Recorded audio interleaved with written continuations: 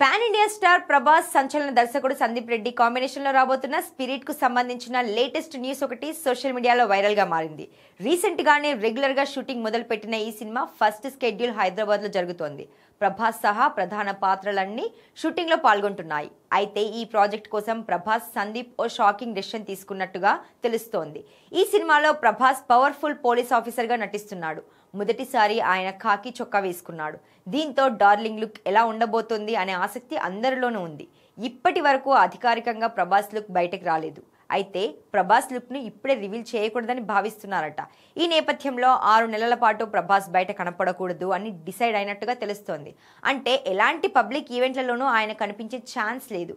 Spirit లో Prabhas look ను చాలా స్పెషల్ గా డిజైన్ చేశాడట సందీప్.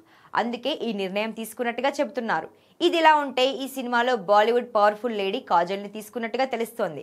ఆమెను పవర్ఫుల్ లేడీ పోలీస్ బాస్ గా చూపించబోతున్నాడట సందీప్. అవినీతి ఐజీ పాత్రలో కనిపించనున్నట్టుగా బాలీవుడ్ మీడియాలో ప్రచారం జరుగుతోంది. ఆమె పాత్ర సినిమాకే హైలైట్ గా నిలుస్తుందని టాక్. మరి సందీప్ ఎలా ప్లాన్ చేస్తున్నాడో చూడాలి.